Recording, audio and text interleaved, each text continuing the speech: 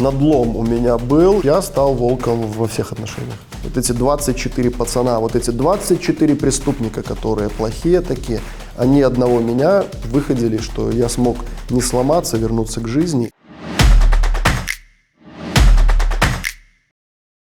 Твою жонку Полину Половинку затрымали праз 3 месяца после тебе. Чему ее взяли? Ну, я не знаю, тут уже хороший вопрос, почему ее взяли. Основное было, она проходила по 2 статьям как соучастница по моей журналистской, скажем так, работе, и второй 342. Але ты думаешь, что это просто тебе нашкодить еще больше? Это могут быть мои домыслы, но я считаю, что да. Скажем так, возможно, надавить, потому что я не давал показаний, когда находился в СИЗО.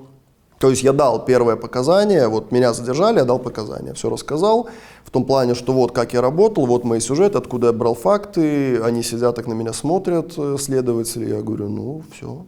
Ну я говорю, а что вы ждете? У меня все. Я съездил, я снял и выдал в эфир.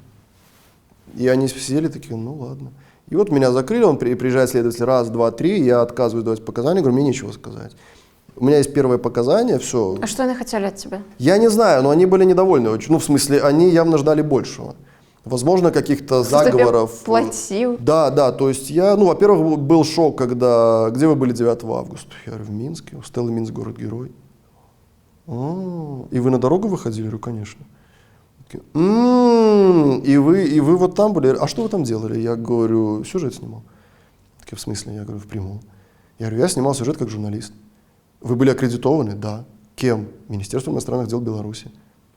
А что, аккредитация дает право выхода на дорогу? Я говорю, конечно. Я говорю, ну, в данной ситуации это было место чрезвычайного происшествия, место, откуда я веду репортаж. Дорога перекрыта, не я ее перекрыл. Там стояли люди, мне нужно было вести включение с этого места. И они сидят, просто смотрят друг на друга, мол, а чего вы привезли вообще? И я сижу, и вот в дальнейшем то же самое. Какие источники твоего материала? Я говорю, официальные. Вот ты сказал в сюжете своем, что с территории Беларуси было запущено не менее 2 ракет. А кто тебе это сказал? Я говорю, ну лично мне никто. Он говорит, а кто источник? Я говорю, Александр Лукашенко. А ничего. Я говорю, ну вот интервью от такого-то числа, он заявляет, да, с нашей территории были запущены 2 ракеты. И вот мы сидим все просто, они на меня смотрят, я на них смотрю, думаю, что происходит? Все. Там, откуда ты взял информацию, что полки пустые? Ну, я видел в магазине. И что, этого достаточно? Да, ну я видел, то есть, ну я вижу. Я ж не сказал, а у меня не было в сюжете, что так по всей стране. Было сказано, что в некоторых магазинах товары пропадают на фоне вот этого. И то есть мы сидим, я просто им спокойно рассказываю все это без какой-либо там агрессии, всего остального. Тем не менее, меня арестовывают. И дальнейшее, вот он приезжает, следователь, я говорю, я ничего не буду говорить, ребята, я все сказал, что вы еще хотите? Месяц, 2, 3 отказываюсь от показаний, и через 3 месяца я прихожу, меня вызывают на кабинет и говорят, задержана твоя жена. Я говорю, я понял. Ты от них доведался это? Да, это было от них, и вот все. И был намек, что давай показания, она выйдет. Я говорю, хорошо, но я говорю, я сразу предупреждаю, говорю, вы ничего не услышите. Такого, чего вы ждете. Я говорю, я же понимаю, чего вы хотите. Я говорю, у меня нету каких-то там заговоров, я свободный журналист, все. Я делал по свою работу. Не было у меня каких-то там откатов НАТО, Евросоюза, Брюсселя и остальных. Приехал через день или когда, все, я дал интервью. Я так понимаю, оно его не устроило, то есть не было сказано ничего интересного, то есть я сказал просто опять же про свою работу. Все, он уехал. И я говорю, что с женой? И он говорит, сейчас мы подадим документы, 5 дней на рассмотрение, потом, возможно, выпустят. Я понимаю, все ясно, все, поэтому... Для тебя это был удар? Да, конечно. Это перебор. Вот конкретно это перебор, и при том, тогда это еще не было, скажем так, мейнстримом, да, когда взяли одного, взяли второго, то есть это только, наверное, начиналось это, что взяли жену, мужу приготовиться и наоборот. Да, были опасения, да, я очень за нее волновался, но опять же пришла эта какая-то слепота, что месяц прошел, второй, все тихо, наверное, все спокойно. И тут просто это подается еще так с каким-то вызовом, как-то так вульгарно, что мы она задержана. надлом у меня был, и вот, наверное, с того момента, кем я был до этого, ну, все. То есть я стал другим человеком совершенно. Потому что до этого я как-то оставался еще там такой же душа компании, веселый парень. То есть с этого момента все. Я стал волком во всех отношениях. То есть, ну, хорошо. Вы так? Значит, не удивляйтесь, каким стал я. Потому что вот есть сотрудник, есть тот, кто стоит на страже закона, есть вокруг него какие-то люди, там те же конвоиры, да, и вот я прихожу, и он вроде хороший, ну вот в таком детском каком-то книжном понимании, он хороший человек, он посадил мою жену. И даже, ну не посадил, хорошо, задержал, ей сейчас плохо, ей сейчас тяжело. Я прошел то, где она сейчас, и я знаю, что там. Меня всего разрывает. Ты это выдаешь как какую-то свою награду, как свое достижение. Ты хороший человек, но ты поступил так. Я прихожу в камеру, где сидят плохие люди, в общепринятом понимании, которые совершили преступления, с которыми тебе на улице скажут, не подходи к нему, он в тюрьме сидел. И я подхожу, и вот хотя мне сказал этот следователь, что твою жену посадили, я сижу, я здраво рассуждаю, что мне нужно сделать. Меня ведут по коридору, я стою, что-то думаю, и тут я захожу в камеру, наши ребята собираются на прогулку, я как сейчас помню, я захожу, сидит товарищ, с которым мы хорошо общались, и я подхожу, я еще грубо сказал человеку, который с ним сидел, говорю, уйди отсюда. Я сажусь к нему, и он типа, Дима, что случилось? Я говорю, меня жену закрыли. Я говорю эти слова, и вот только в тот момент я понимаю полностью, что произошло. У меня происходит срыв, в камере просто гробовая тишина. Просто все молчат. 24 человека, они видят, что происходит. Они видят, хотя я до этого не показывал слабость никогда, я крепкий парень. Все, я сижу, у меня истерика, молчание. На что мне делает человек, который в общепринятом понятии преступник? Он говорит, Дима, говорит, тут словами не поможешь, надо держаться, мужик, надо держаться. Говорит, я тебе пообещаю одно, я сделаю все, но как только ее привезут сюда, мы будем знать ее камеру, мы будем знать, где она, мы сделаем все, чтобы ей было хорошо.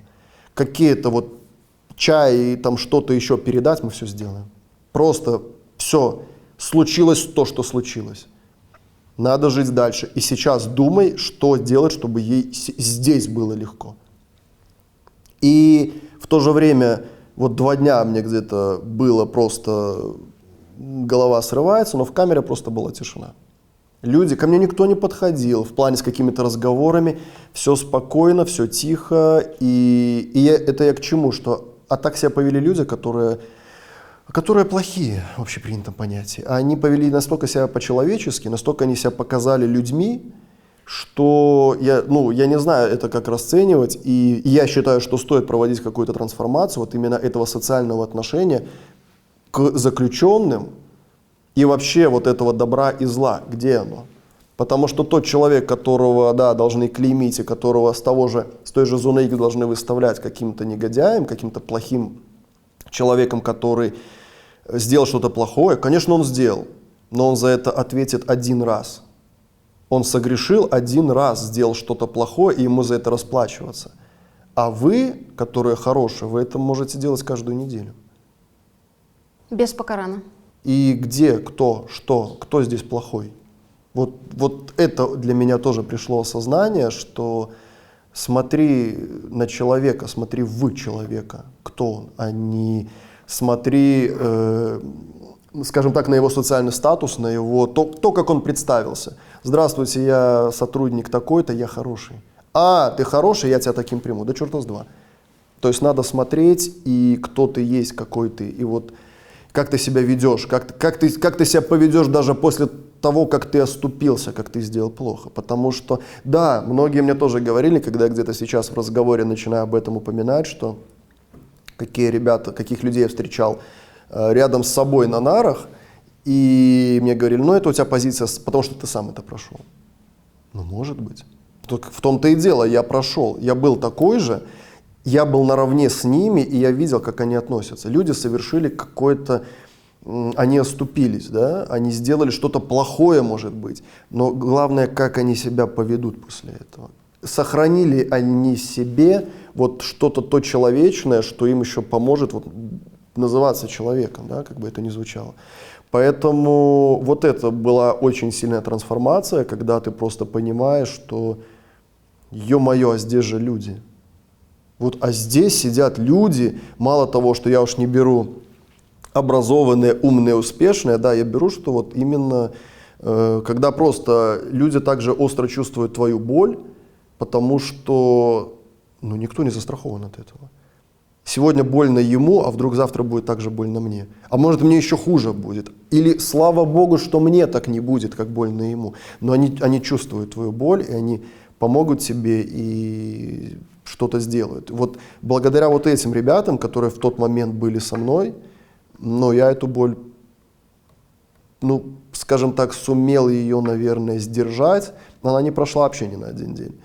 Но то, что я сумел просто куда-то ее заблокировал, спрятал и сделал так, что подожди лучших времен, когда я смогу вот это все вот это выпустить. Сейчас не то время, не то место, нельзя сейчас так делать. Вот это благодаря ребятам, потому что они конкретно, ну да, они меня выходили. Вот эти 2 дня, вот эти 24 пацана, вот эти 24 преступника, которые плохие такие, они одного меня выходили, что я смог не сломаться, вернуться к жизни. И у меня-то впереди все еще. То есть это и у меня, и у Полины это все было. И мы еще даже не то, что в начале пути стояли, мы просто еще даже не подошли к старту. И нас еще ждало все столько впереди. И вот ребята это и говорили, что вам сейчас обоим нужны силы. Да, сейчас думайте друг о друге, но у вас еще все впереди. И когда это плохое закончится, да Бог его знает. Поэтому, да, вот так вот меня парни спасли. Что ты адчуваў на судовым працэсе, калі ты фактычна стаў на месца сваіх колішніх герояў? Цяпер ты зорка крымінальных сюжэтаў, тебе показывают по телеку. Что ты в этот момент адчуваў? А ничего такого. Единственное, мне было интересно, что вот когда первый судебный процесс, и пришла пресса, и пришли с ОНТ корреспондент, с которым мы очень хорошо общались, ну в том плане мы не дружили, мы даже не приятельствовали, но очень часто виделись на съемках. И вот он освещает это событие. Во-первых, я так смотрю, думаю, вот это интересно, конечно. Ну вот, что он приехал снимать, когда-то мы вместе, там это. И второе, я думал, а подойдет ли он?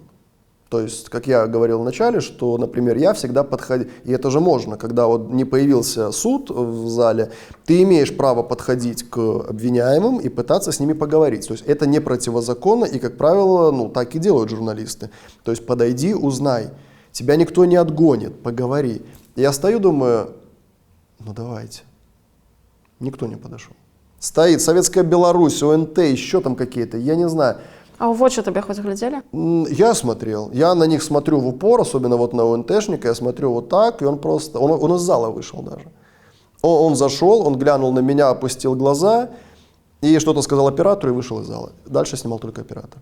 Я стою, ну я не скажу, что я вот так вот смотрел каким-то волком, да, я просто стою с улыбкой, смотрю. Ну вот у меня на лице просто, наверное, читалось, что ну давайте по одному. Никто не подошел. Стояли из-за угла, как-то снимали, потом тем более было забавно смотреть, как это делает Гладкая, как она вот что-то из-за угла что-то так сняла, и потом вот я уже как раз освободился, читаю, что там такие смелые тексты, что вот такой, ой, да лучше, ой, а на суде она просто, она вот боясь как-то так вот снимает, но тексты смелые, то есть прям такие. И вот, да, как в какой-то момент ощущаешь себя какой-то обезьянкой в зоопарке, потому что, ну, подойдите, поговорим. И, в принципе, я не против, давайте. Но просто никто не подошел.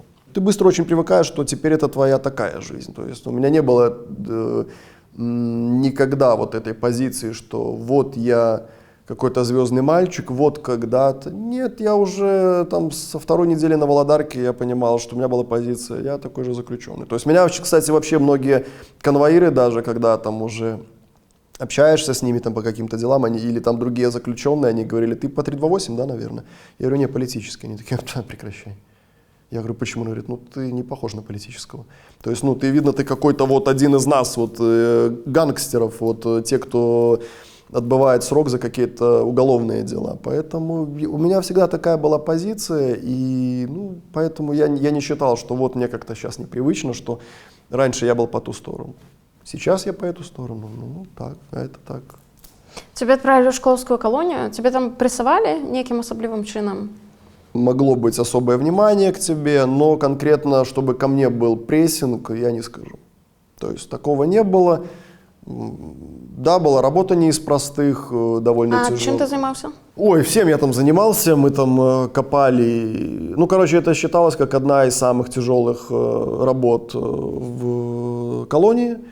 То есть это ты копаешь запретную полосу, ты ставишь бордюры, там, натягиваешь проволоку. То есть, по сути, это как такое силовое, физическое обслуживание зоны, вот именно колонии, потому что всю тяжелую работу, которая есть вот в самой колонии, делала наша бригада. И потом меня перевели на деревообработку, и вот там я поработал...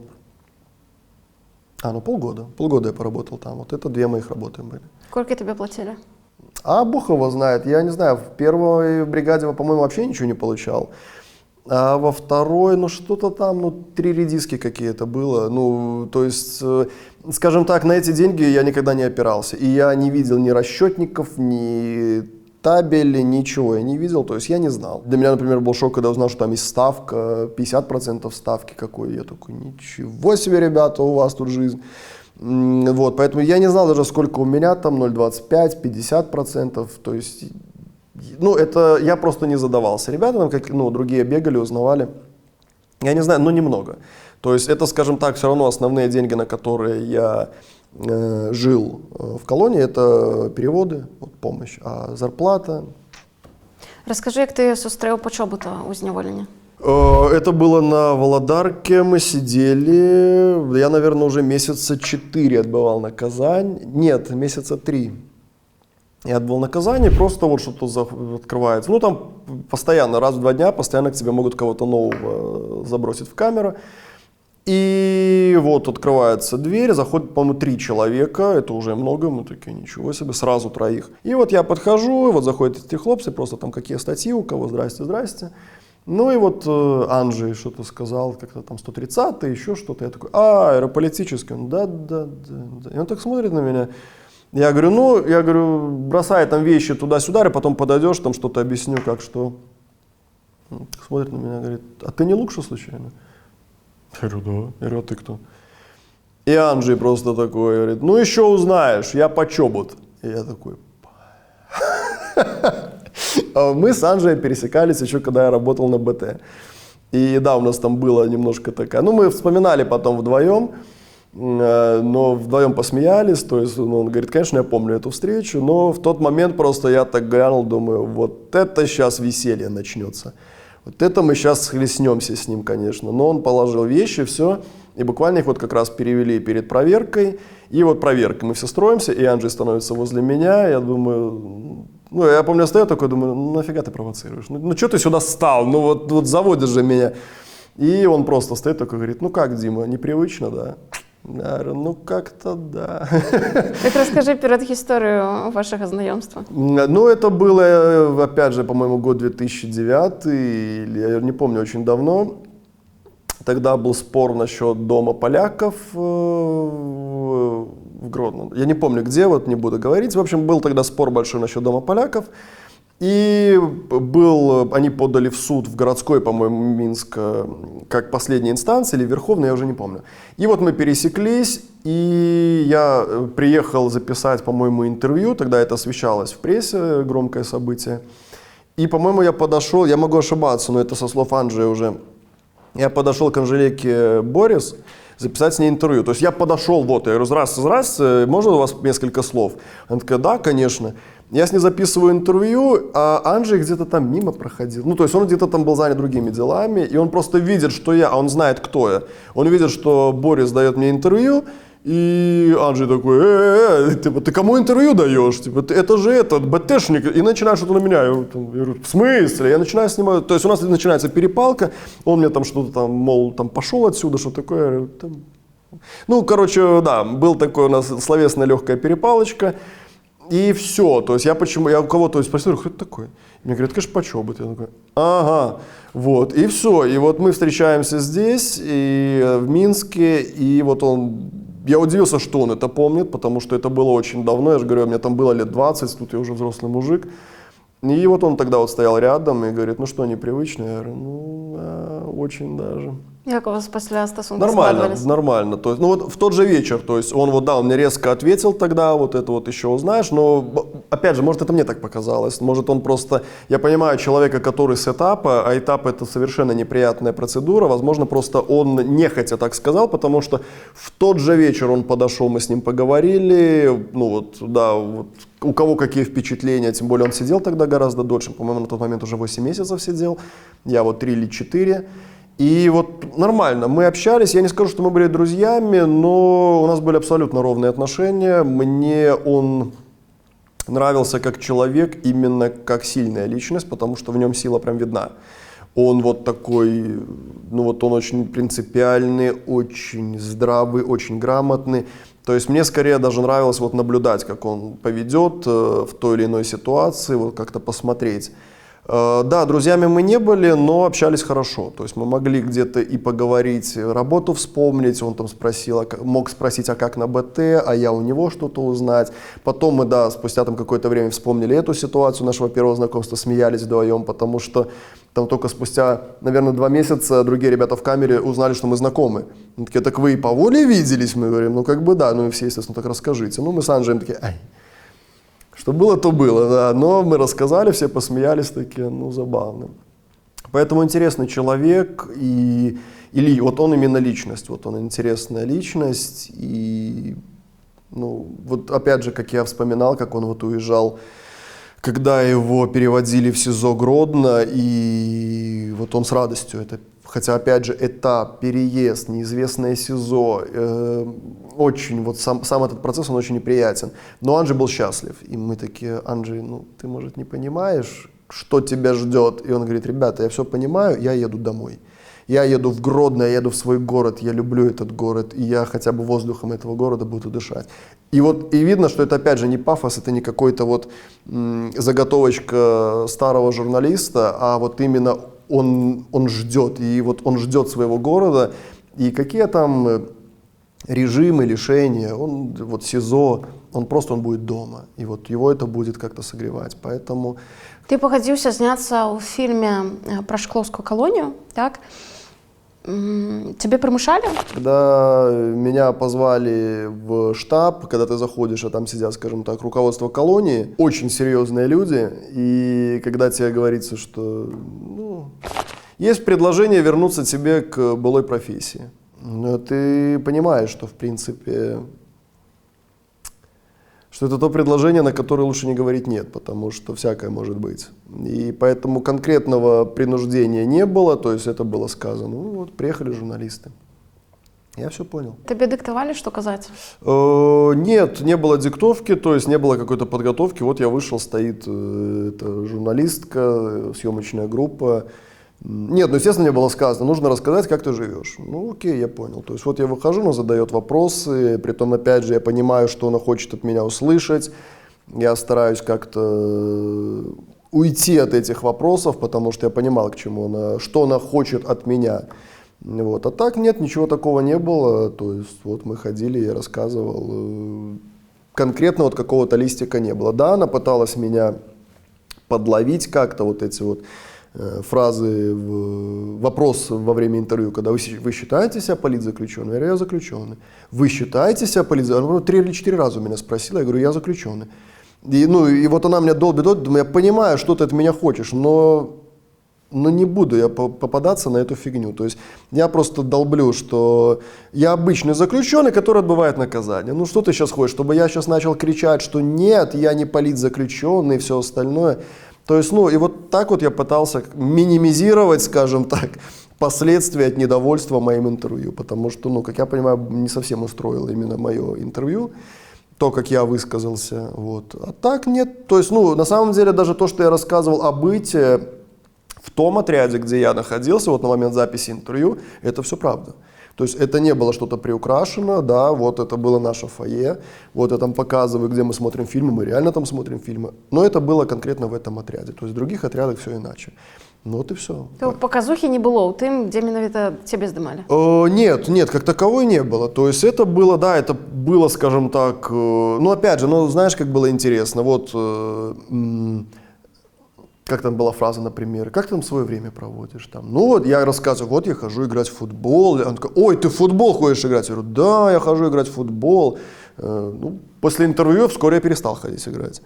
У сэнсе, што табе забаранілі? Ну, не давали разрешения, ну, политически вообще не разрешали ходить на стадион. Я был неплохой вратарь. Ты сам себе подставил? Нет, все знали, что я хожу, это не то, что я как-то окольными путями. Это было с разрешения администрации, потому что я неплохой вратарь, и меня, ну, вот ребята тянули, давай играть, потому что у нас нету хороших вратарей.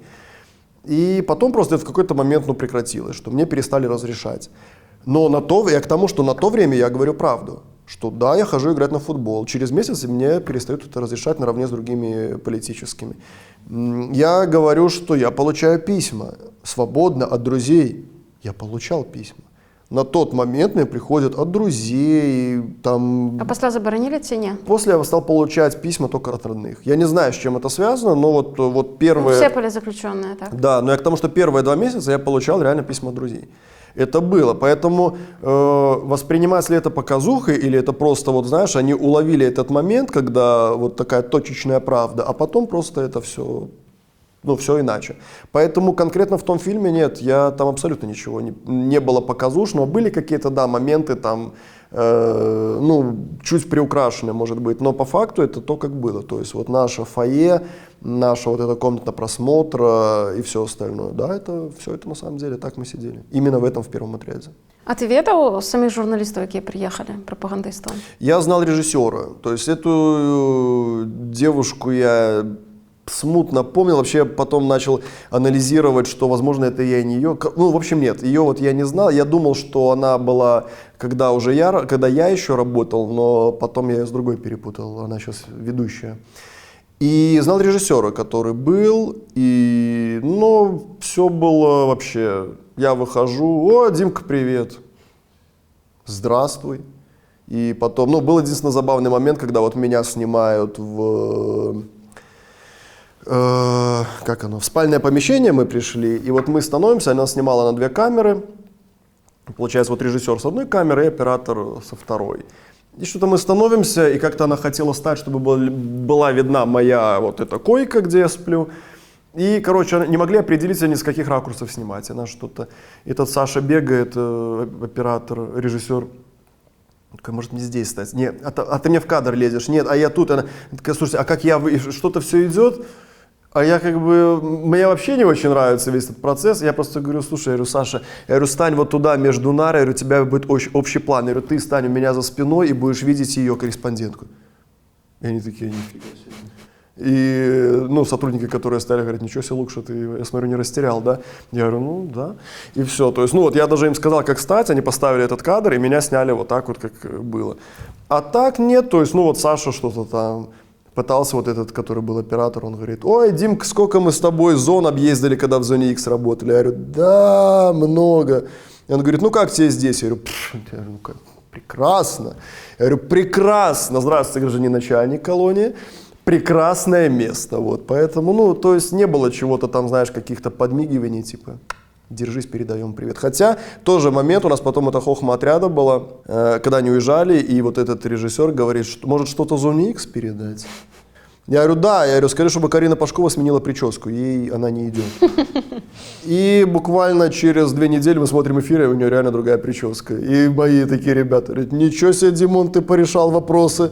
Ну, естественно, я думаю, это случайность, но я такой, ну, так а вы что там, блин, ну, слушается. До сих пор. Вот, поэтому, ну, это так, шутка была. А вы после глядели сюжет? Да, конечно. Конечно, мы сели, посмотрели, тем более вот второй Вова Рубашевский, который тоже снимался в сюжете, он был с моего отряда, с моей бригады, мы вместе работали, поэтому, да, когда вышел эфир, мы сели вот как раз на той вот, в той комнате, которую я показывал, где большой телевизор. Ну вот мы, по-моему, своей бригадой смотрели, у нас бригада такая сильная была, ну, крепкие парни, дружили.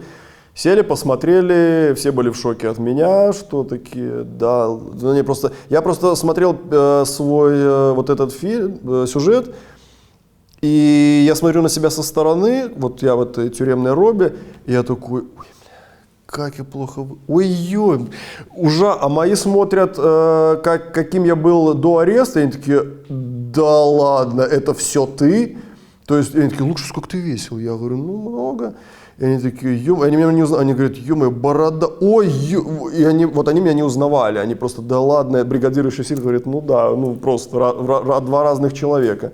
То есть да, посидели, посмотрели, ну, посмеялись, то есть да, там были какие-то такие добрые подколы, что когда я там сказал, ну я сам не знаю, откуда это вообще выскочило у меня, когда я сказал, что я не знал до этого, что заключенным предоставляются телефонные переговоры. И там бывали подколы, что там, о, да, мы ж тут до сих пор голубей отправляем, да, Дима, у нас же тут телефонов нету, то есть, какие-то упреки, подколы, конкретно мне не было, то есть ничего такого, все нормально, все посмеялись, там даже какие-то были моменты, многие говорили, что, слушай, ты профессионал, я говорю, в плане, я же интервью давал, они такие, в том-то и дело, 15 минут с таким умным видом нести какую-то херню, говорит, это умудриться надо, говорит, она у тебя конкретно что-то спрашивает, ты так петляешь просто, то есть, и вроде ты что-то по существу говоришь, а если вдуматься, ты ничего не сказал. Я говорю,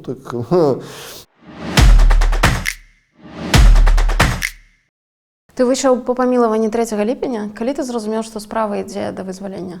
3 июля. То бок ты абсолютно не ведаў, что... Я не верил скорее, то есть, что это будет, что это никак... просто, когда мне предложили подписать вот этот документ... Решение на помилование. Да, то есть это не... То есть я не писал его заранее, у меня не было какой-то заготовки, хотя... Там каждый второй, наверное, политический заключенный так или иначе думает или готовит прошение о помиловании. У меня этого не было, и когда мне предлагают, надо подписать, там напиши там то-то, то-то и подпиши. Когда я пришел вообще на это мероприятие, и со мной стоят парни, тоже желтые, политические, и я просто спрашиваю, говорю, а у кого какой остаток? И они такие, 2 месяца, 3 месяца, 2 месяца. А у тебя сколько? А у меня год и 2, год и 3. И я такой думаю, ой-ой-ой, как-то... Не знаю. И я подписываю, получается, этот документ, но я до последнего, до того момента, пока меня не забрали 3 июля, я был уверен, что меня не рассмотрят в Минске. Я догадывался, то есть, как это будет происходить, что наверняка этот документ поедет в Минске это будет там какая-то или комиссия, или что, или самому человеку попадет. Но я был уверен, что меня не отпустят из-за остатка. Год и 3 это очень много. А калі прапанавалі падпісаць гэтую паперу? Это было с середины июня где-то. То бок зусім напярэдадні? Да, за недели 2, наверное, или за сколько. То есть я пришел в кабинет, где был представитель Генеральной прокуратуры.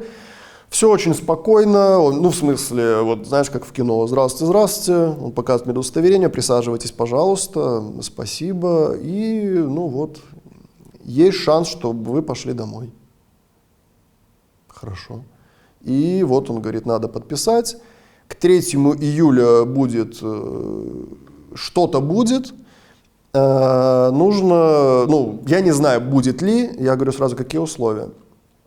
Он говорит, никаких. Вы выходите, все. Условий никаких. То есть я знаете, там опять там какие-то видео, там стать плакат. На СТБ пойти працевать. Да. То есть, были и такие подколы, то есть, там стать банально плакатом этого освободительного движения, да, что там ребята, как там кое-кто. Я этого не хотел. Когда задавал этот вопрос, он говорит, нет, выходишь и все. Говорит, про тебя забывают. Если сам, конечно, никуда не полезешь, говорит, про тебя забывают, просто живи, и все. Я говорю, хорошо. Я говорю, у меня еще одно условие, такое же сделать предложение моей жене. Он не знал, что у меня жена. Он говорит, у тебя жена сидит? Я говорю, да. Он говорит, сколько ей осталось? Я говорю, месяц где-то. На то время, да, месяц, чуть больше. Он кому-то звонит и говорит, что такая-то у вас сидит. Я слышу, там отдается. Он говорит, да, есть такая. Он говорит, поговорите с ней тоже, муж передает привет. И он говорит, я не знаю, у него слишком маленький остаток, может да, может нет. Потом я узнал, что Полине за день до этого сделали такое же предложение. То есть это не с моей... Вышли парой. Да, то есть это, ну, я к тому, что это не с моей подачи, то есть я попросил за нее, но мы потом, я говорю, Зая, ко мне приезжали где-то числа 15-го, она говорит, ну, ко мне 13-го, я говорю, ну, то есть вот, это так было. И все, и как бы, и я вышел, да, и вот я потом, когда встречались с этими парнями, которые тоже подписали, и они почему-то все у меня спрашивали, Дима, ну когда? Я говорю, да я откуда знаю, ребята, я такой же зэк, ну я не знаю. И они все когда, и вот один все ходил и просто говорит, слушай, может это шутка? Я говорю, черт его знает. Ну мысли разные, то есть, ну ты ждешь, потому что просто было в том, как мы почему-то подумали, что в преддверии 3 июля это нас выпустят перед 3 июля, вот задолго до этого, ну вот там за неделю до этой даты, что нас будут выпускать именно 3-го, мы были уверены, что нет.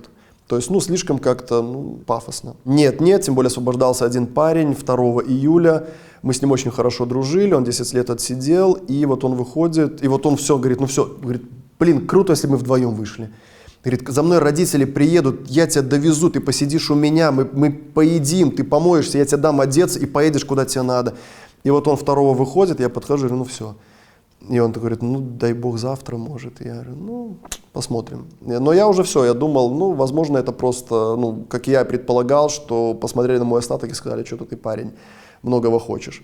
Но 3 июля, да, вот мы идем на завтрак, я помню. И вот я вижу, ведут куда-то парня, вот одного из тех, кто со мной был на подписании. И я уже так глянул. Сразу у меня первая мысль была, думаю, ага, его, да, меня нет. Думаю, иначе бы нас забрали всех. А потом я уже понял, что нас, наоборот, по одному выдергивали и, ну, и по одному отправляли. А якая роля Воскресенскага ў гэтым працэсе вызвалення палітвязняў? Но при моем освобождении его фамилия не фигурировала никак. А як да яго ставяцца палітычна? Никак.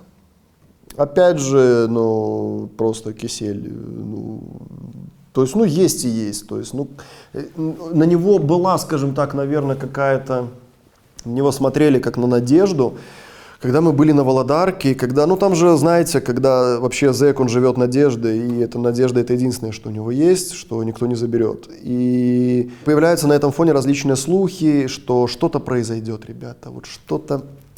Мы скоро пойдем домой, что-то будет. И, естественно, иногда эти слухи абсолютно абсурдные, но в них веришь эмоциями, сердцем, потому что тебе хочется верить. Если ты не будешь ни во что верить, ты сойдешь с ума.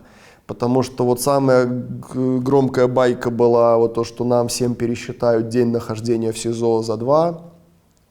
Мы ждали прямо, и даты были определенные, когда это начнется, все ждали. И вот такое отношение было к Воскресенскому, что кто-то пустил слух, ну вот именно по Володарке, что Воскресенский готовит списки, по-моему, там 500 или сколько человек, я не буду уже врать, и вот они, это первые списки, они пойдут на подпись, и людей начнут отпускать, потом будут 2-е, 3-е, и вот проходит там месяц, 2, 3, ну, и никому не предлагают, все там бьют на волю, что кто-то что-то слышал, и да нет. Ну, типа, ну, видели, мы вчера его по СТВ выступал, все, ничего про вас не говорится. То есть на него была надежда на Володарке, и очень быстро она погасла. То есть уже когда я был на Могилеве, про него вообще не вспоминали. А в колонии даже он как-то, я помню, что-то его показали по телевизору, и все такие, о, Воскресенский. Ну, он еще здесь, он еще маячит вообще. То есть это было, да, а так просто там люди живут своей надеждой, свое придумывают. Ну, да, свое придумывают, потому что, ну, хочется верить. Тебе пропоновали в колонии стучать на когось? Ну, самого предложения не было, но намеки были. Ну, вот что... Ну, как это там фраза, а что ты сделал для отряда? Или там, а что ты сделал полезного? То есть это было такие, ну, это вбросы, и это я не думаю, что это даже предложение, это скорее было прощупать тебя, а вообще, ну, как ты себя поведешь. И можно ли тебе делать прямое предложение, уже от которого ты не откажешься. То есть намеки были, но я не был таким вот... резким революционером. Я всегда, чему меня научила тюрьма, чему меня научила зона, я очень стал хорошо читать людей. И когда я вижу, что мне говорят, я понимаю, что за этим предложением последует. И исходя из этого я отвечал и либо не отвечал. То есть то же самое было с предложением на съемке в фильме. Мне не надо 2 раза повторять, я все понял. Я понял, что в этом фильме... Я понял, что я хочу сняться в этом фильме. Да? То есть вот такое.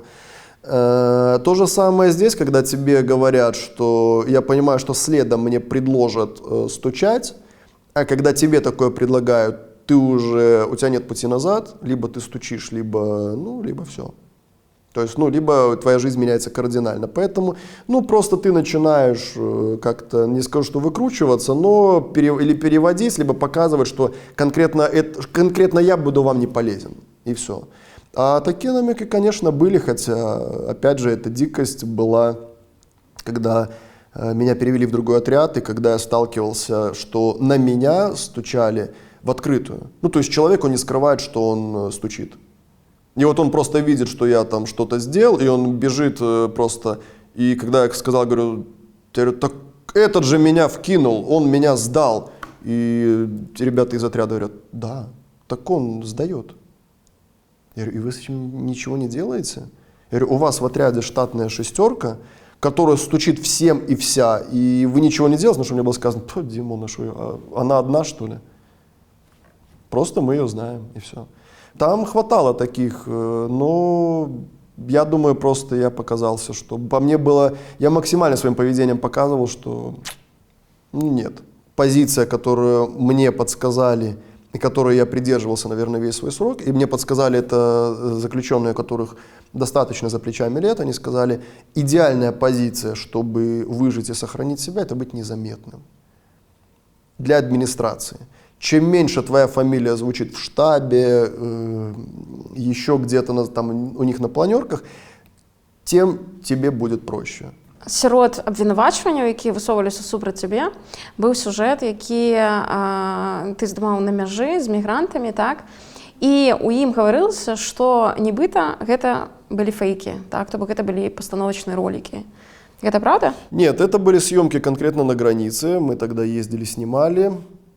Это были съемки не с моим даже оператором. Единственное, что в одном сюжете тогда не получился стендап, и мы его переписывали в лесу. Мы в смысле отъехали уже от приграничья, и мы его переписывали вот где-то, мы просто отъехали в безопасное место, переписывали его в безопасности, то есть там я что-то в кадре говорю, что вот слышны, ля-ля-ля, там видны костры. Ничего там не было видно, конечно, мы были в 3 километрах, но сам факт, что да, вот это, я не знаю, если это фейк, то это фейк. Но просто мы записали такой же стендап на месте, он не получился, потому что там и я выглядел плохо, шипение с микрофоном, это был конкретный брак, мы его переписали там. Але герои все были сопраўдныя, там не было людей, которые играли роли. Герои были настоящие, единственное, что было воспринято опять же, я не знаю, как фейк или нет, что... Вот перевод, который делался, я английский не знаю, он делался при помощи. Поэтому это было, да. Но то, что та информация, и это было сказано на суде, что та информация, которая предоставлена в сюжете, она с места событий, и когда спрашивали источники, мы говорим, беженцы, кто там еще... Официальный представитель ООН, который был на месте, вот это все собранная информация, она была с места событий. Мои доводы были перебиты тем, что беженцы не являются официальным источником. Я говорю, как, они же очевидцы. Очевидцы событий, они, можно даже сказать, герои событий. Они говорят, нет, есть официальные источники. Я говорю, хорошо, официальные источники, это... Я говорю, у меня было интервью с представителем ООН в Беларуси по правам беженцев. На что мне было сказано, с чего взяли, что ООН официальный источник. Официальный источник — это пограничный комитет, это Минобороны и Минздрав, да, потому что я говорил, что там здоровье у многие болеют беженцы. Вот сказали, 3 источника, вы оттуда брали информацию? Я говорю, да, я сказал, что по мнению погранкомитета все в порядке. Они говорят, нет, вы мало взяли, надо было больше. Я спытаю на вопрос, потому что у медиасяроддзя ходили чутки, что ты посадил свою жонку ў лесе, и там не сирийская беженка, умоўна, А типа вот твоя жонка сидит Нет, и играет роль... Нет, Полина мне помогала именно с переводом, то есть вот голос ее, да, то, что это человек, это все реальные люди, это были реальные люди. Увогуле бы не цураецца выкарыстоўваць пастанову, гэта бачна па палітычных роліках, якія яны цяпер здымаюць. Наколькі гэта была частая практика, когда ты працаваў на канале? Ну, я не сталкивался, чтобы это было намеренно. Бывало часто, когда очень срочный сюжет, и ты просто не успеваешь найти какого-то эксперта, и просто вот, да, находился там, банально мог найтись какой-то инженер монтажа, его поставили, подписать там Андрей Андреев, политолог. И ты ему говоришь, что тебе нужно сказать. Такое было. Но это, я не скажу, что это было именно в практике, скорее может быть от спешки. Вот что ты не успеваешь что-то сделать, хотя, ну, это тоже неправильно. Но, тем не менее, вот с этим я сталкивался не то что лично, я видел, что такое. Ну, то есть я иду по монтажке, вижу, записывают нашего там какого-нибудь режиссера. Что случилось? Потом смотрю его по телевизору, и он выступает как политолог. Да, это было. То есть такие были моменты, когда, ну, там, сажали кого-то спиной, могли, что там, потому что ты не мог найти какого-то человека, садишь какого-то знакомого спиной, с ним записываешь интервью с позиции, что, ну, это участник событий. То есть вот это встречалось, да. Тебе не здаецца, что это недопушчальна в журналистике? Да, нет, конечно. То есть это ж я не говорю, что это норма. Это, во-первых, должно быть, если это некая реконструкция событий, ну, как это говорится, то это должно указываться. Если это постановочные съемки, это должно указываться. Я абсолютно согласен, что это недопустимо, но я исхожу из того, что это имело место быть. Это было, я не скажу, что это было постоянно, что это была какая-то лень, что, мол, вот у меня есть новость, зачем мне кого-то искать, я пойду лучше посажу своих двух друзей, мальчика, девочку, и запишем с ними интервью. Но это встречалось. И в какой-то момент, да, я помню, что даже были моменты, что пытались пресечь это, что, ну все, ребята, заканчивайте, что-то много у нас спин говорящих в кадре. Но оно было, и, ну, это распространено было, к сожалению. Ты ажаніўся з Палінай Палавінкай літаральна за месяц да твайго арышту. Як вы камунікавалі, калі абое былі за кратамі? Вам дазвалялі хаця б перапісвацца? Это очень красивая история. Ну как, такая тюремный романс, брутальная романтика. Когда вот Полину привезли уже на Володарку, вот тот человек, который был старшим в камере, он сдержал слово, буквально к вечеру я уже знал, в какой на камере. Сразу, естественно, что делать? Мы попытались как-то ей помочь. Мы это, вот, в смысле камера, то есть все парни настолько вот близко это все приняли, что просто был собран пакет вещей, продуктов, там какие-то, ну, то есть каких-то вещей, которые сложно получить, находясь там. То есть, понятно, у нас были какие-то свои моменты, чтобы как-то себя баловать и все остальное. То есть, там фрукты особенные, какие-то сладости, еще что-то.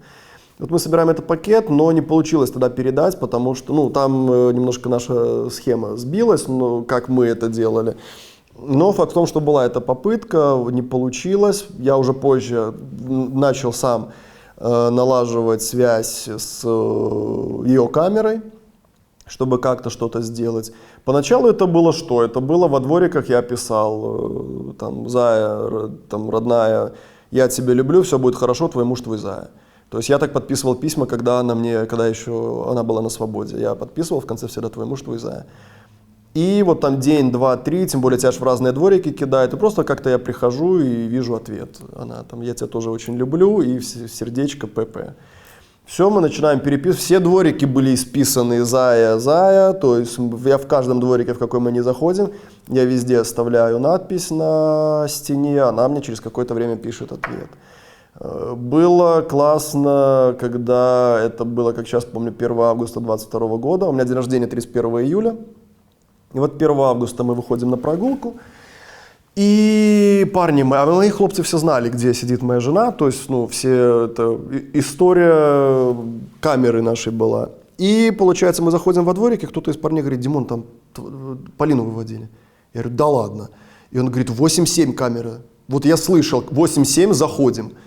Я такой: а как бы дворики, там ходит надзиратель, и это самое, и, ну, и так. Думаю, да пошло все лесом. И я просто на все дворики начинаю орать. Я такой говорю: Полина, И мне с какого-то дворика такой добротный прокуренный голосок такой: да! И я такой: ой-ой-ой, думаю, не-не-не, моя Зая не могла так быстро за пару месяцев. И я потом на нее такой: Зая! И она такая: да, я слышу уже Полина. И я говорю: как ты? Она: все хорошо. Я говорю: как здоровье? Она: все хорошо. Я говорю: Зая, я люблю тебя. Она: я тебя тоже. И просто все дворики начинают аплодировать. И не то, что аплодировать, вот просто со всех двориков там крик такой. Прибегает надзиратель, что-то начинает там: а ну там тише, замолчали. Там мои пацаны: давай отсюда, типа, дай людям пообщаться. То есть просто это вот такая эйфория была, вот радовались все. Я поворачиваюсь, один парень стоит, плачет. Я говорю: ты что, с ума сошел? Я говорю: ты чего плачешь? Он говорит: блядь, Димон, говорит, это так красиво, это просто, вы кричите. Она тебе отвечает, все аплодируют. И вот это был момент, когда первый раз ее голос услышал. Вообще, вот когда мы находились. А потом просто я уже наладил связь с ней, с камерой. Когда, ну, там был определенный момент, когда я уже наладил с ее камерой связь, и мы переписывались. То есть я передавал записки, она мне давала ответы. Да, это было сложно и не так много писем, потому что очень сложный путь. Но был момент, и вот мы переписывались напрямую, такие вот, как они называются, малявы вот эти на тюремном сленге. Вот маленькие мне приходило, но каждое утро я просыпался и ждал, что вот возможно придет. Вот так мы переписывались. Ну и потом, да, в какое-то время я ей передавал еще такие какие-то вещи, там... Влажные салфетки я ей передавал. То есть, ну, то, что было сложно достать, вот у меня, мы доставали, то есть, ну, парни больше приспособлены были. Там где-то ей передам это. Была у меня коллекция проспиртованной ватки. Ну, вот кажется, ну, бред, да, но вот кому она полезна? Там это валюта просто. Это такой кладь, золотой запас, потому что ты можешь все что угодно и протереть, и все. Я вот ей передал. Это Полина вот сейчас рассказывала, говорит, мы смеялись, она говорит, все, что чего угодно ожидала, открываю там распиртованная ватка. Но она говорит: ну что, девочки, маханем? То есть, ну, какие-то вещи, там где-то рыбу сушеную ей передам, шоколад. Мне хотелось ей передать там носочки какие-то теплые, чтобы она не мерзла, то есть еще что-то. Но, ну, исходя из того, что, тем более, когда ты пытаешься наладить эту линию, и ты... Ну, было сложно, понимали, что это делаю я, именно те люди, которые помогали, и из-за того, что я политик. То есть, как мне сказали, говорят: слушай, был бы ты не политик, мы бы тут вам просто телемост устроили. Говорит: ну ты политик, ну не можем мы так, и так мы многое делаем. Ну вот как-то так. Еще была у меня история такая классная, одна из моих любимых, когда я шел на ознакомление дела, и мне одна из волонтерш прислала пряник в виде совы из Гарри Поттера. У меня жена большая фанатка Гарри Поттера. И я вот его хранил, думаю, ну вот я как-то передам. И тут мы идем на ознакомление дела, мы были в одном кабинете, вместе знакомились, и тут я выхожу, и я как бы всегда выходил, всегда что-то выносил, никто меня не осматривал. Ну, как бы меня уже знали хорошо в СИЗО. И тут я выхожу, руки на стену, ля-ля-ля, меня обыскивают, и этот надзиратель такой: что у тебя в руках? Я говорю: пряник. Он такой: зачем он тебе? Я говорю: ну, просто вот, я не знаю, как объяснить мое дальнейшее поведение. Я говорю: это гемоглобиновый пряник, мне его нужно съесть. И он такой: он такой: так ешь. Я говорю: мне его нужно съесть через 30 минут, все по расписанию. Он на меня смотрит и говорит: у тебя низкий сахар? Нет, он говорит: ты диабетик? И тут, в принципе, все мои познания с гемоглобином, они закончены. Я без понятия, для чего нужен гемоглобин. И я такой стою, говорю: у меня низкий сахар. И он: ты диабетик? Я говорю: у меня низкий сахар. И он стоит на меня, вот третья попытка, я понимаю, если я сейчас отвечу, он меня просто, втащит. И он стоит и говорит: ты диабетик? И я стою, думаю: господи, помоги мне что-нибудь. И тут проходит другой надзиратель, говорит: у них там какой-то ноуколы ходит, наверное, это он. Он такой: это ты? Я говорю: это я. И он говорит: ну иди. Я говорю: вот и поговорили. И все, то есть я пацанам рассказывал, и они говорят: ну сказал бы да. Я говорю: да черт его знает, что там эти. Ну я принес, Полине передаю этот пряничек, и Полина такая: ой, все. Ну то есть, вот оно было классно. То есть какие-то такие пустяки, здесь они кажутся пустяками, но там они настолько вот были вот ценные, вот, хотя, вот я говорю, какие-то банальные вещи передаешь, и просто, вот, может, это как обычное проявление заботы, но хотелось вот именно это проявление, тем более тоже вот еще был момент, мы как-то стояли с одним товарищем, человеком дружили, такой здоровый парень, он не из Беларуси, и что-то мы как-то рассуждали, а вот что будет, если, что-то произойдет, и мы там выломаем двери и все остальное. Ну, вот такие были фантазии. И мы стоим, и он на меня спрашивает, говорит, вот ты что будешь делать? Я говорю, я побегу на женский корпус. Я говорю, у меня один. И меня просто что поразило, он стоит, говорит, а я побегу с тобой. Я говорю, а ты чего? И он говорит, ну как? Ну, там кавказец был человек, и он такой, ну а как?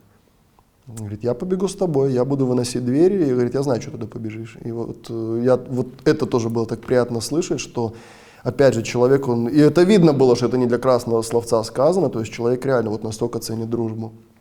Поэтому это я к тому, что очень хотелось ее хоть чем-то окружить заботой, хоть как-то поучаствовать в ее этой непростой жизни, потому что, ну да, это сложно, это серо, это тяжело находиться там, и вот хочется хоть немножко какой-то лучик солнышка ей принести, что вот просто напомнить, да, то же самое, как и мне от нее приходило что-то, просто ты понимаешь, что она есть. Да, мы с ней в одном здании, мы с ней рядом, мы с ней где-то через 8 стен, но мы рядом, и вот я чувствую ее, что она со мной. То есть вот это очень хотелось постоянно сделать и ей, и мне для нее. А якой была ваша першая сустрэча ўжо пасля вызвалення? Ой, ну, интересно. Это было как? Про меня сказали, что видно, что, когда я освободился, сказали, что видно, что Дима не готовился к освобождению.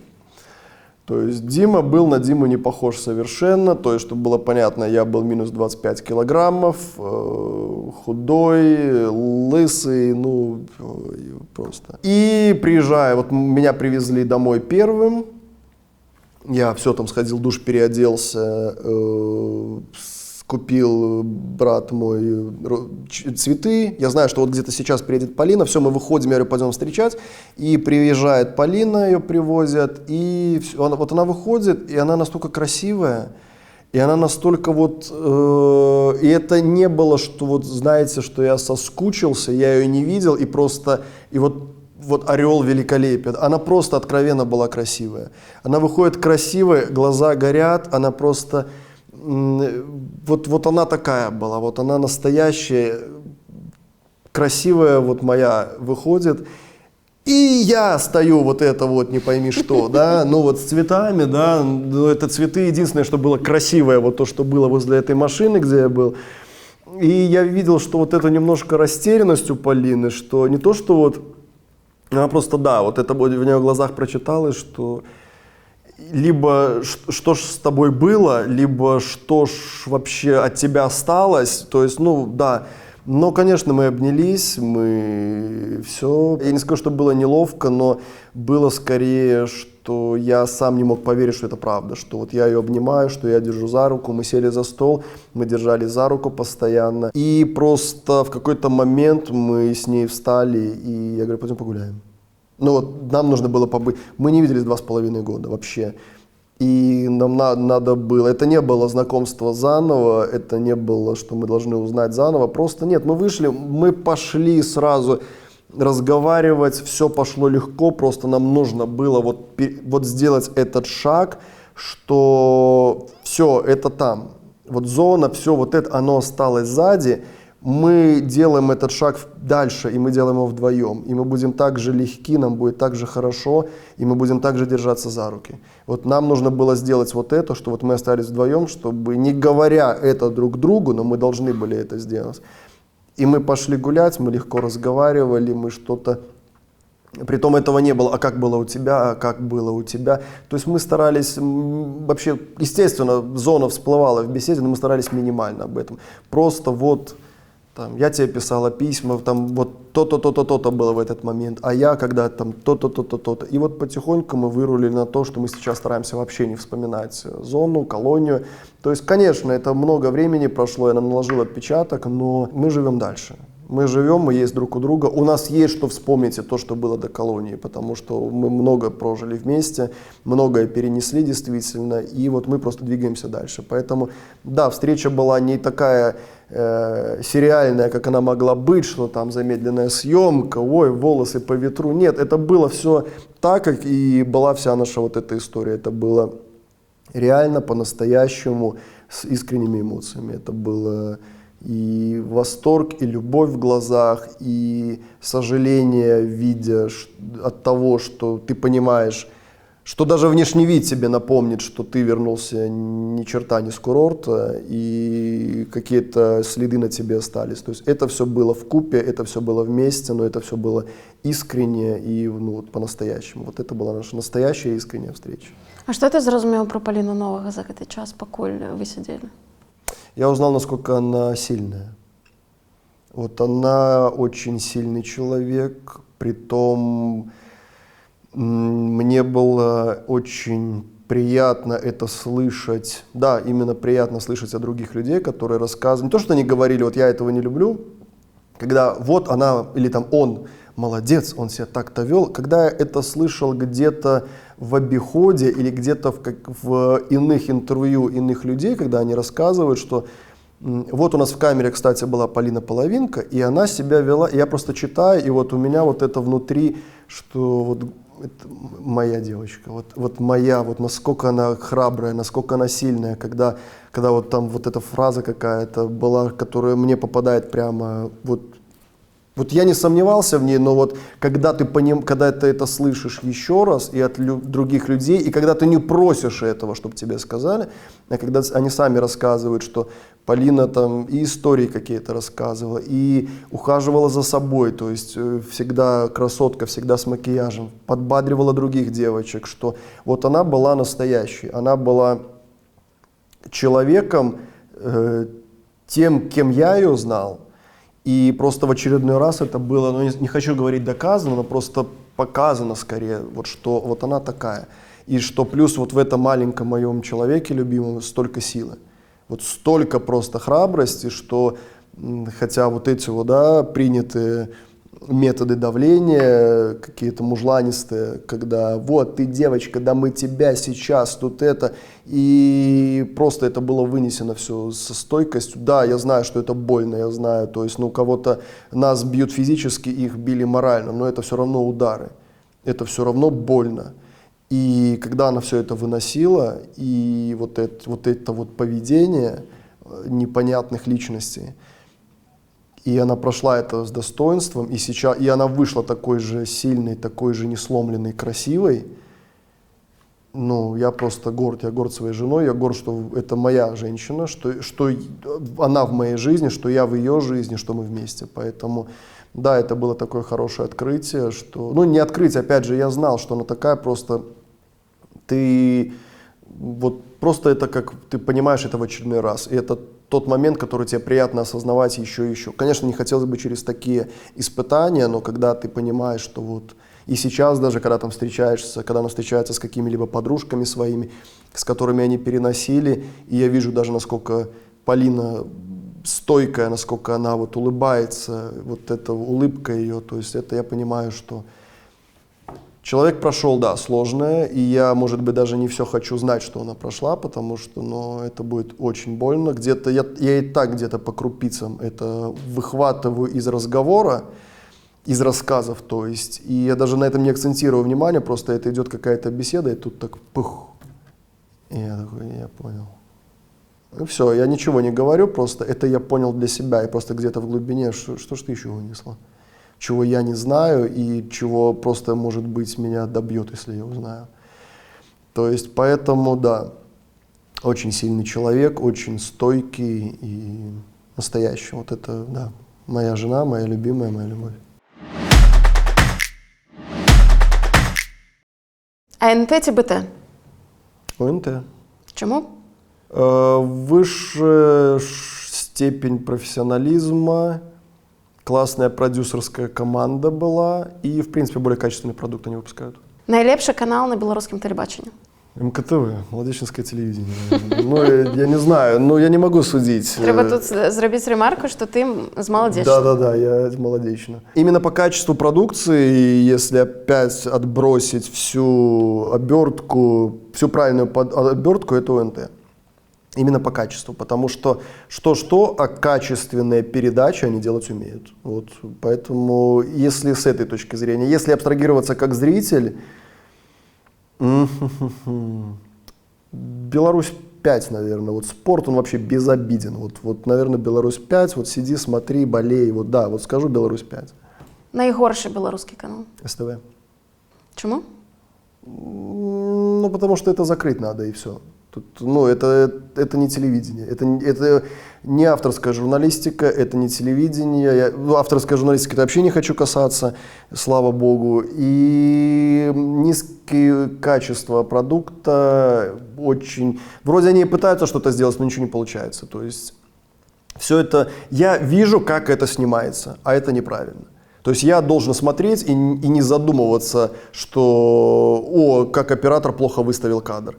То есть я должен смотреть и получать удовольствие от проекта. А проекты все низкого качества, гости в студиях самые посредственные. Ну, просто это несерьезно, это детский уровень.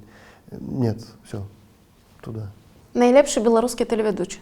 Вообще, за все время, мне всегда нравился Дмитрий Шепелев, как вел еще 5Ю5, очень мне нравилось, как он вел. И вообще, наверное, найлепший и телеведущий, и журналист Егор Хрусталев.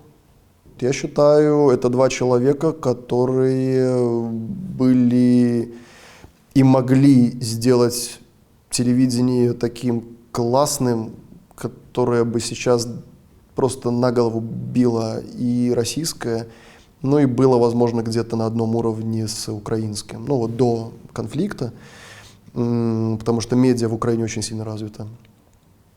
Вот я считаю, что Егор Хрусталев самый классный, именно как журналист, и вот, да, Дима Шепелев, именно как ведущий. Мне нравилось, с какой легкостью он ведет передачу, потому что, опять же, всегда ты смотришь, ты видишь, волнуется ли ведущий, как он читает суфлер и все остальное. По Диме я этого не видел никогда, то есть настолько он с легкостью, и он был вот свой. Вот он свой парень, которому я люблю вот такую позицию ведущего и гостя, когда вы, по сути, на равных. И вот Дима и Егор такой же они были, поэтому вот это два человека, которые, да, ну, крутые.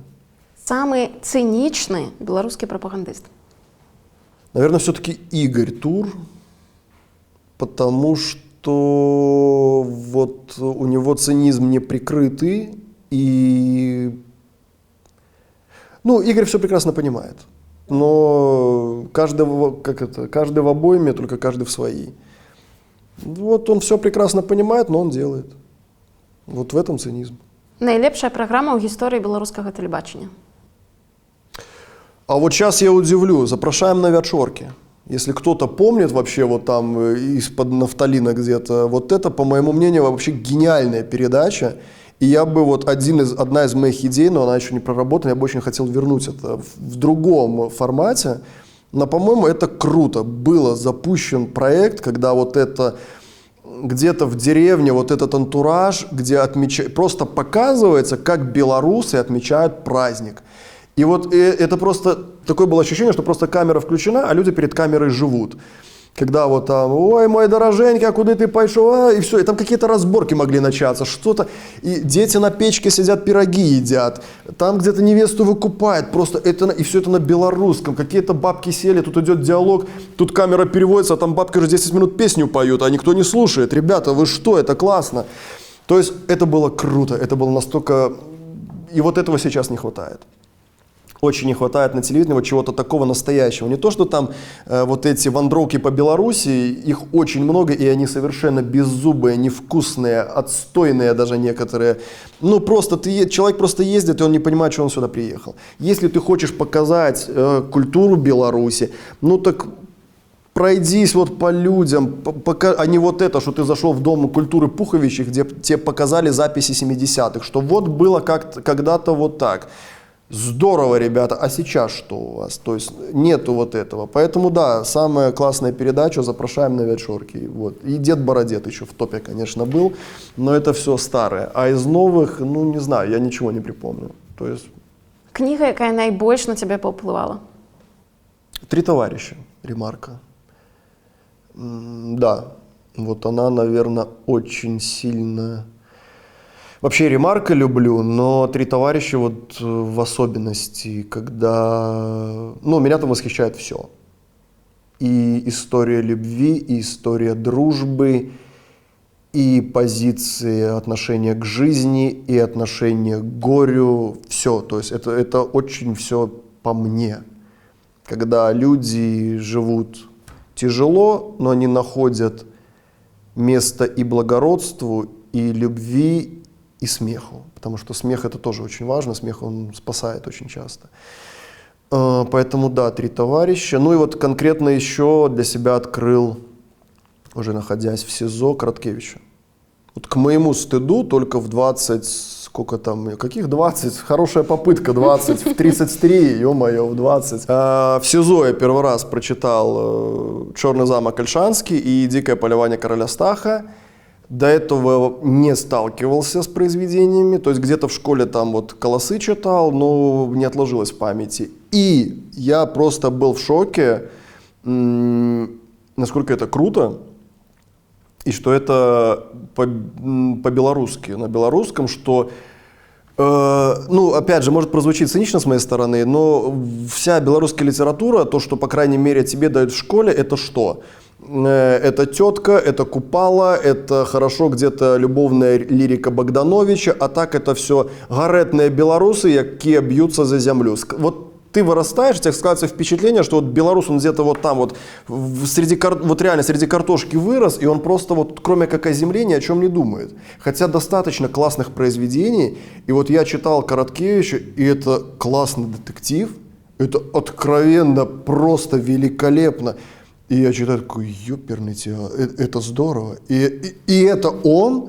Поэтому вот я для себя открыл Короткевича, к сожалению, только в СИЗО. Но вот да, это вот вторая такая книга, которая как минимум меня очень удивила. И гордость просто взяла, что, ё-моё, у нас-то есть что читать. И это респект. Самый железный закон життя. Это мой девиз, и близкие знают, не давая случаю испортить себе жизнь. Это мой девиз по жизни. И вот я вот конкретно его придерживаюсь всегда. Всякие могут быть ситуации, но всегда ты должен подняться, всегда, какой бы ни был случай, ты должен идти дальше. З судового процесу над ким ты б хотел зробить репортаж? Я вышел злым человеком из тюрьмы, но в то же время, как бы то ни было, и я это говорил на последнем слове, я никому никогда не пожелаю тюрьмы. Поэтому мне сложно сейчас, вот знаешь, есть какой-то внутренний стоп, что вдруг твои мысли материализуются, и ну вот просто не хочется. Хотя, конечно, вопросов много и ко многим, но скорее я не скажу судебный процесс, со многими очень хотелось бы встретиться, поговорить. И может даже вот с позиции какого-то журналиста и собеседника, вот это да. Со многими хотелось бы. Какие у тебя были політичні погляди до 2020 года? Как меня некоторые опять же пытались упрекнуть, что вот тебя переманили на ту сторону, и ты уже, как говорится, поешь в кабаке за деньги того, кто платит, да? Нет, этого не было абсолютно, то есть именно вот потому, что я как-то начал по-другому смотреть на жизнь, на то, что происходит. Я не стал каким-то воинственным, да, там, противником, просто я всегда был за здравость. Если что-то не нравится, давайте это обсуждать. И либо услышьте то, что говорю я, говорит кто-то, но в разговоре должно рождаться хотя бы какой-то дальнейший шаг к консенсусу или к чему-то, какой-то договоренности. Поэтому вот в 2018 году вот я начал смотреть, что мне много... Вот лично у меня есть какие-то вопросики, да, и да, я начал больше углубляться в эту тему. Вот, наверное, с 2018 года я начал изучать, вот, а что вообще, ребята, происходит. Опять же, может быть, меня упрекнут люди, которые находятся по ту сторону, но я не считаю, что у меня были какие-то именно агрессивные нападки на моих вот оппонентов уже в дальнейшем. То есть я показывал то, что было. Ну вот я делал сюжет с 9 августа. Что не так, ребята? Я показываю, вышло много людей. Таких вышло много. Я показываю, как было, как шел разгон. Так он был. Что не так? То есть я должен был как-то... Я не вижу в этом какой-то моей... Вот что я принял чью-то позицию, и я вот долблю ее. Вот это моя пропаганда. Вот у вас своя, а у меня своя. Я показал, что было.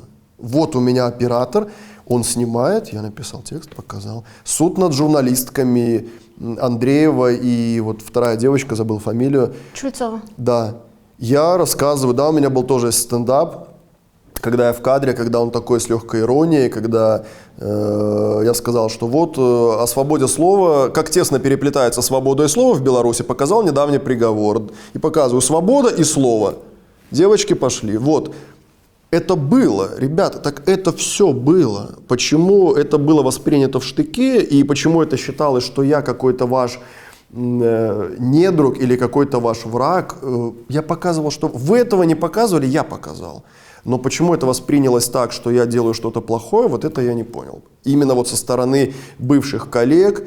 И вот фраза, которая меня больше всего бесила и бесит до сих пор в таких ситуациях, когда я приводил опять же такие доводы, что я соврал. Вот давай, и хочешь со мной поговорить, отбрось эмоции, иди протрезвей и расскажи мне спокойно, в чем я не прав. И вот моя любимая, ненавидимая фраза. Ой, ты просто ничего не понимаешь.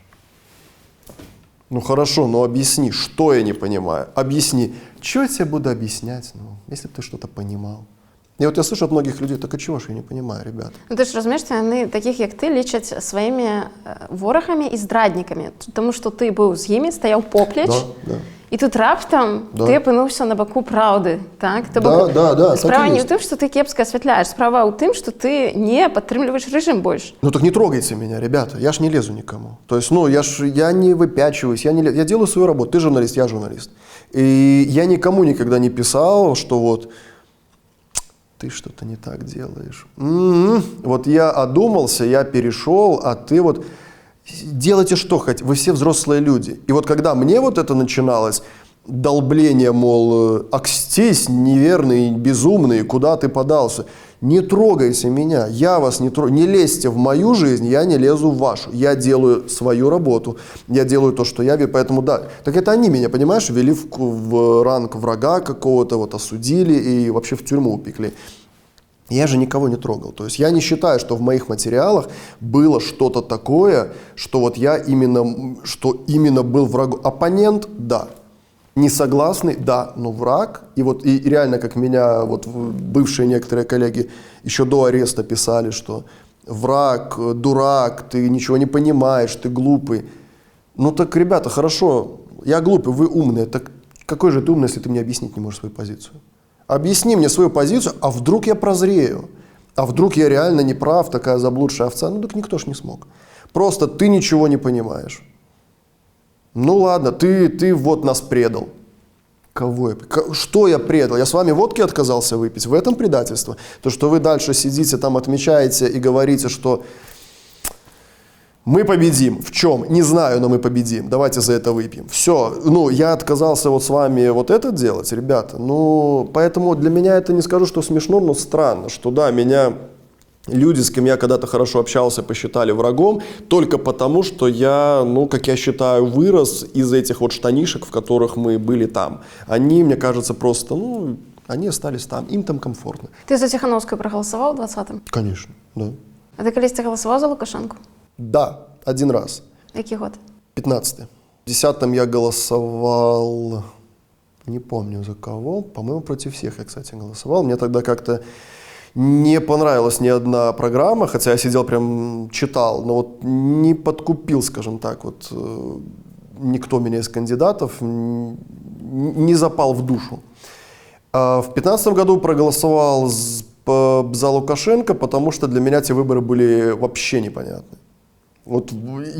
Они настолько прошли, опять же, вспоминая 10-й год, как это было, как мы ездили, снимали, там все это, что-то, какое-то движение было. А тут 15-й год, вот просто настолько все тихо, потом выборы, и все, и еще больше тихо дальше пошло. Поэтому, естественно, ни Гайдукевич, ни Улахович это вообще мимо прошло. Короткевич я посмотрел. Это лично мое, мне тоже она не показалась убедительной. А навошта ты ўвогуле хадзіў на выборы? Тому что мы разумеем, что давно никто не лічыць голосы. Это фарс. Чому ты пошел и проголосовал за Лукашенко? А я тогда съемки вел вообще с избирательного пункта вообще, и это было, вообще это классно было, ну, в смысле, интересно было.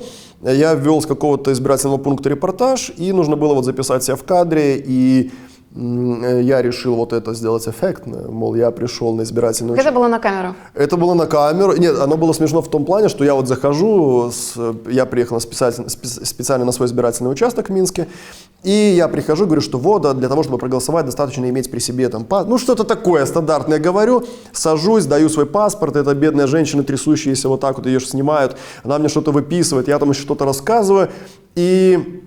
Мне дают бланк, я говорю, вот дается бланк, где ты можешь пройти дальше в кабинку, где все тайно и все, там ты сделаешь свой голос. И я захожу в кабинку, а по сценарию, по задумке моей, я должен был выйти из кабинки, бросить в урну и уйти. И тут я просто передо мной этот бланк, и я такой, а голосовать-то за кого? То есть я понимаю, что мне нужно сейчас поставить вот эту галочку, да, и вот тогда, да, я поставил за Лукашенко, сложил, вышел, бросил и все. Ты разумеешь, что выборы фальсификуются? Там, пасля выбораў куча рэпартажаў, як это робіцца, так? І ты ідзеш і здымаеш сюжэт з выбораў, это ж просто зашквар. Про 15 ты имеешь в виду? Да. Ну, слушай, опять же, тогда это не воспринималось как зашквар, потому что ты не погружаешься глубоко во все это, то есть это было, я не знаю, как это объяснить, то есть ты идешь просто сделать свою работу, тем более это было настолько мне необычно, я тогда вот уже вел Зону X, все, я не касался политики никак, и тут, съезди сделай сюжет, съезжу, сделаю. То есть я сделал, и да, вот сделал вот просто как проходит это, и как мне тогда казалось, что, настолько все незаметно, настолько все... Я вообще, честно, и не помню, что после 15-го там что-то были еще какие-то возмущения после самой вот... конечно, не 20-го года. Фальсификация фиксовалась каждый год. Просто, оно было и можно для криминальной хроники по логике снять сюжет про фальсификацию. Нет, там бы все, там бы на этом Зона X закончилась. Оно скорее было какое-то, и опять же, это, возможно, проявление вот этого социального положения было безразличие. Вот, наверное, то, что было во мне в тот момент, мне просто было, безразлично. Я не смотрел как-то дальше, то есть я делаю свою работу. Это не была позиция, что мне все, у меня все хорошо, ребята, и мне трава не расти, что дальше. То есть просто это было как-то, может, это какая-то апатия именно после 2010 года, слишком на то время это казалось круто, и 2015 год, что слишком все спокойно, все как-то так, и... Ты смотришь со стороны, ребята, а что я? То есть вот это вот такое.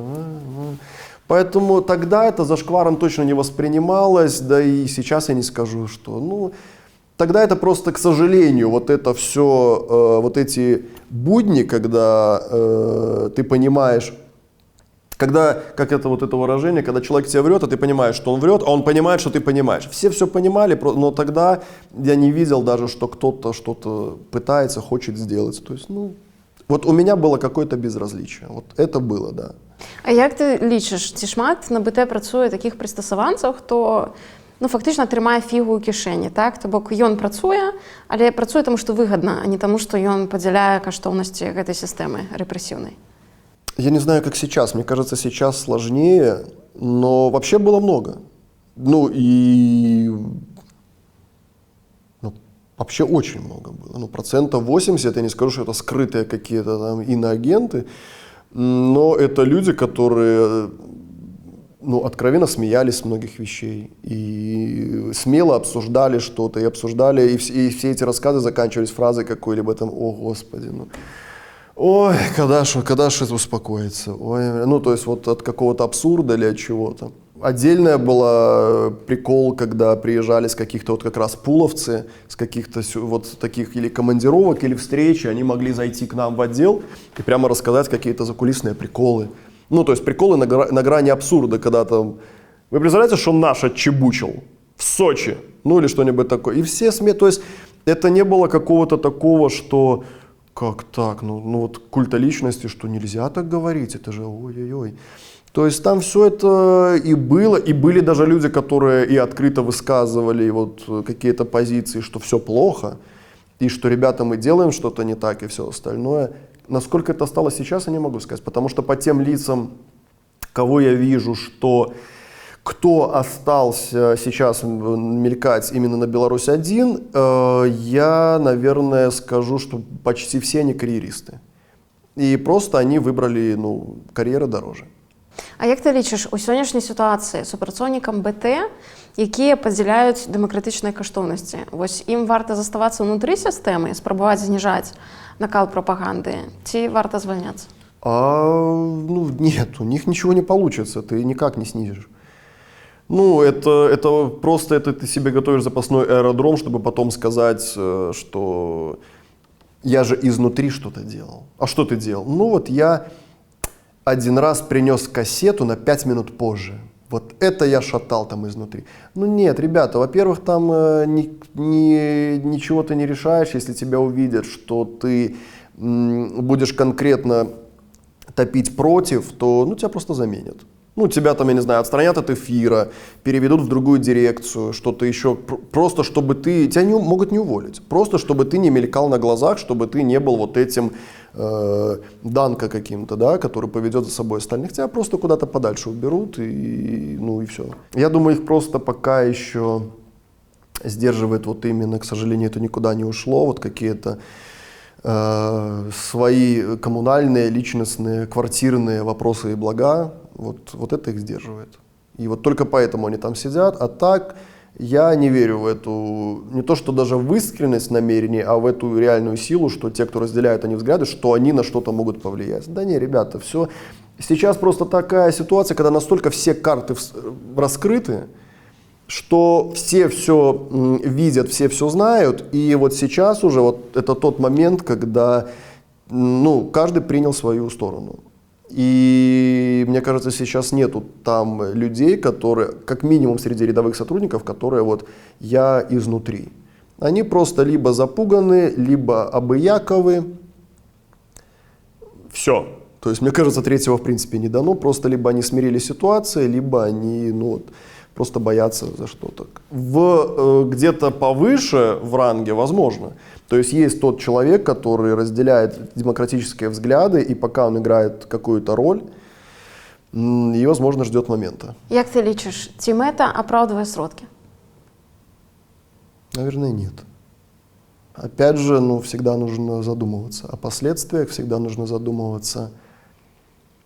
Да, в первую очередь о последствиях ты должен задуматься. Хотя, например, скажу, что моя позиция была долгое время, и когда во время учебы на журфаке тоже были такие блицы для нас, для студентов иногда, и когда мы рассуждали, был вопрос, готов ли ты пойти по головам ради, по сути, да, то же самое, да, готов ли ты пойти по головам ради эксклюзива или любой другой цели. Естественно, да, большинство журналистов, студентов нет, вы что, мы ж такие честные, никогда. Я единственное сказал, говорю, смотря чьи будут головы. И на меня преподаватель посмотрела такая, говорит, а кто это решает? Я говорю, это я буду решать. И у меня такая была позиция, и я не скажу, что я придерживался, но это касаясь именно этой ситуации, что можно ли идти по головам и все остальное, но всегда, я же говорю, всегда все равно, какие бы ни были эмоции, какая ни была степень твоей внутренней злости, лучше всегда задумываться о последствиях. Как минимум, если не задумываться о том, к чему приведет твое действие, да, твоя эта цель, которая оправдывает средства, сможешь ли ты с этим жить? Сейчас, возможно. А сможешь ли ты с этим жить через 5 лет, через 10? Опять же, как бы это банально не было, и эта избитая фраза, но она очень классная. А сможешь ли ты детям в глаза потом посмотреть? Когда у тебя спросят, папа, а где ты был? А что ты делал? И что он скажет? Сынок, цель оправдывала средства. Он скажет, ты что, старый? Что? Тогда хорошо, у меня цель, и я так же себя поведу. Поэтому нет. Дякую тебе за розмову. Спасибо вам. Сябры, дзякуй, што даглядзелі гэтае відэа да канца. Гэта вельмі высокая ацэнка нашай работы. Калі ёсць чым падзяліцца, пішыце ўсё ў каментарах. Мы будзем чытаць і адказваць. Падпісвайцеся на канал, каб не прапусціць новыя гутаркі ток. Мы выходзім раз на 2 тыдні па нядзелях, таму можаце ўключыць званочак, каб не прапусціць новую размову. І дзякуй, што вы з намі.